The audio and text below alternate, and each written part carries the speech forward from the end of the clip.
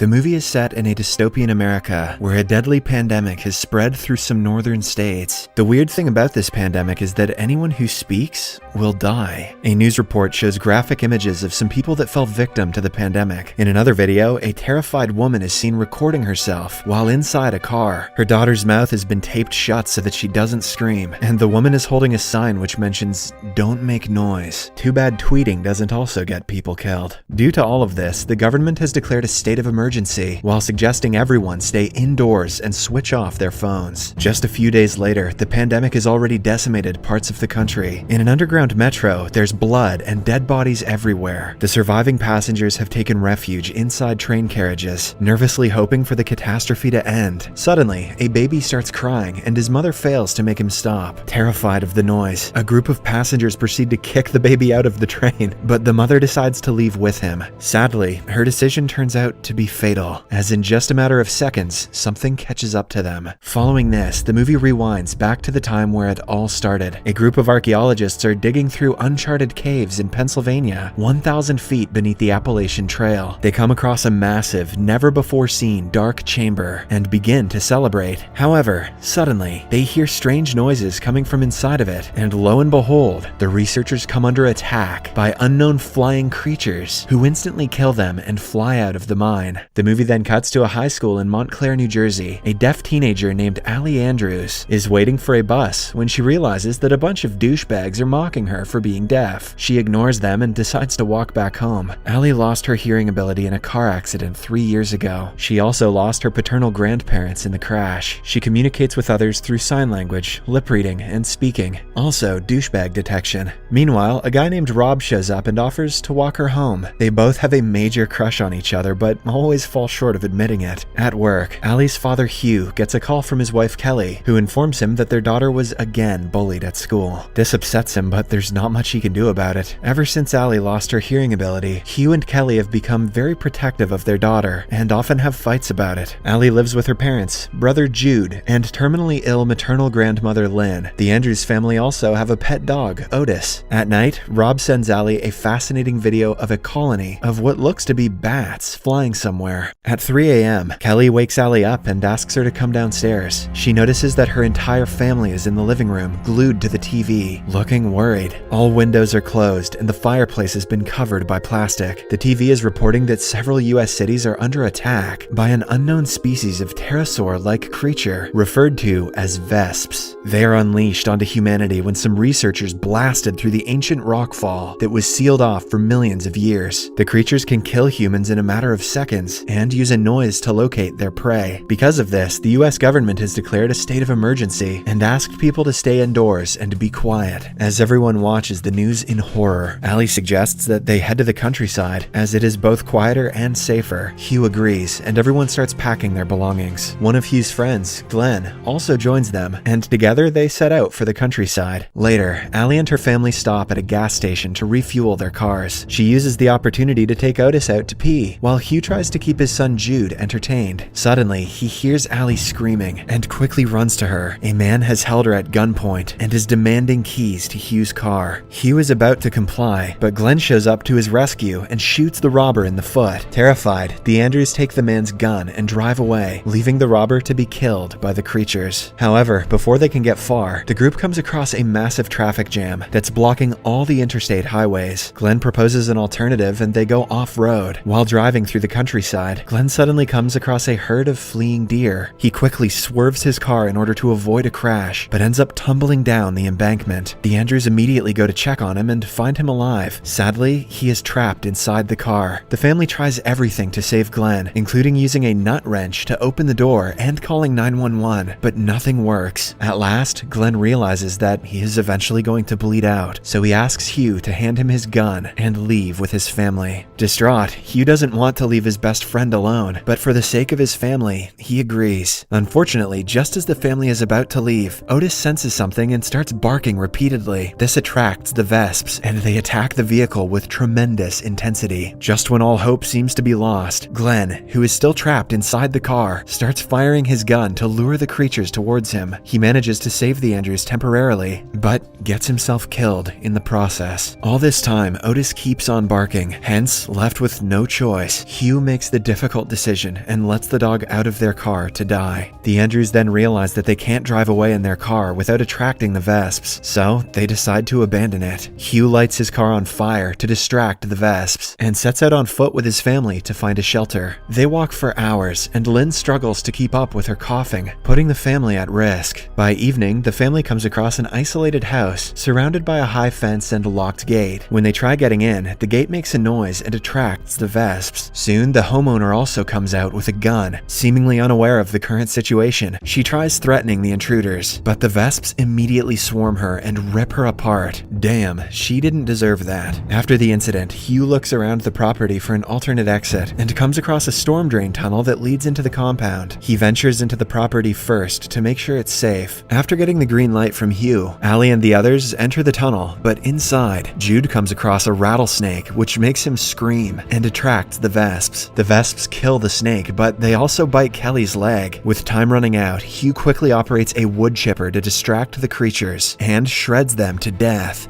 In the next scene, the family finally enters the house and cleans Kelly's wounds. Before going to bed, Allie contacts Rob and finds out that his parents have been killed by the creatures. Worried, she asks him to get out of the city, but before Rob can respond, the call disconnects. Meanwhile, amidst all the chaos and despair, a religious cult is on the rise that is seeking new recruits and killing non-believers. The next day, Lynn again examines Kelly's wounds and learns that it is infected. Realizing that the wound is going to continue to spread without antibiotics, Hugh heads out to find a medical store with Allie. After walking silently for an hour, they come across a deserted city and look for a pharmacy. Ultimately, they find one, but it is dark, deserted, and stinking of rotten flesh. As Hugh collects the medicine, Allie notices Vesp eggs growing inside human corpses lying around the store. She inadvertently makes some noise and alerts the creatures. Now, the duo is stuck inside the store with several Vesps. Fortunately, Hugh thinks of a plan. He silently lights a mop on fire and activates the fire alarm. The noise from the fire alarm and the water sprinkler distract the creatures, and the father-daughter duo manages to escape unharmed. Outside, they are approached by a reverend who seems to have cut his tongue. It turns out he is the leader of the cult that's going around recruiting people and killing non-believers. The reverend asks them to join his flock, but Hugh refuses and walks away. They manage to safely return home with antibiotics, and Kelly begins to recover. The next day, Allie approaches Hugh and informs him that she watched the news at night, which stated that the Vesps can't stand intense cold weather. Hence, people above the Arctic Circle are surviving. She also tells him about regions called the Grey. These are places where electricity has gone out, and people are being cut off from the world when the battery of their phone or computers are dying. It is almost as if the Dark Ages have arrived again. Later that day, the Reverend and his cult members show up at Hugh's hideout. He again asks Hugh to join their cult, but is again turned down.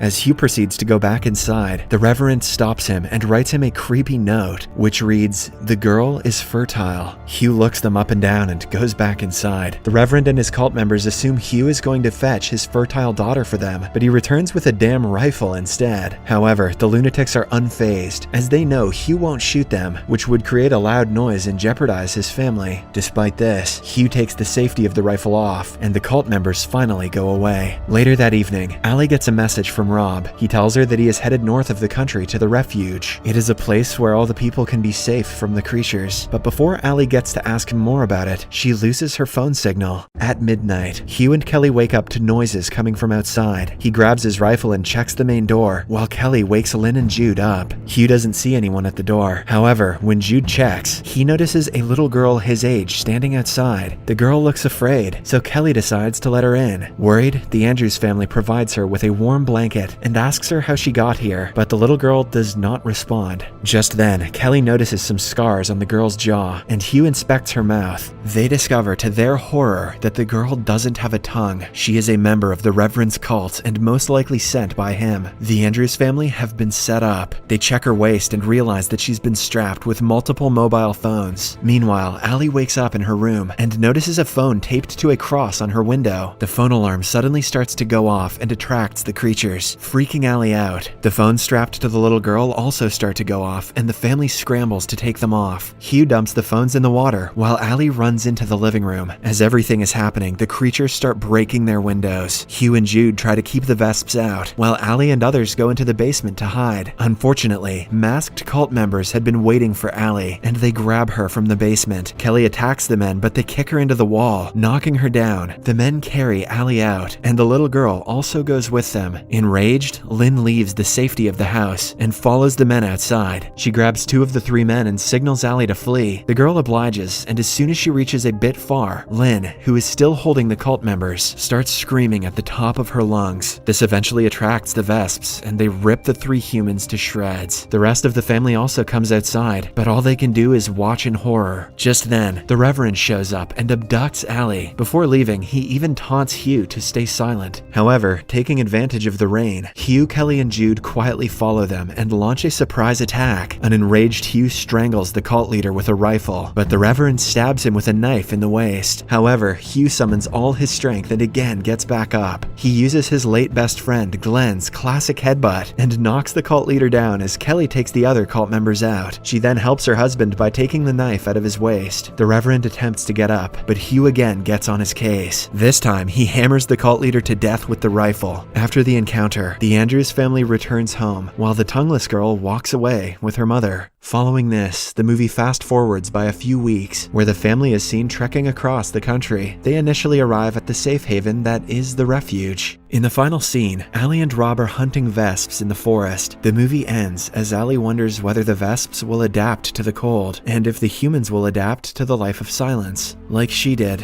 when she lost her hearing. In other words, very little progress has been made since the beginning of the movie. Subscribe for more videos like this, turn on notifications, and leave a like to help the channel out. Thank you for watching.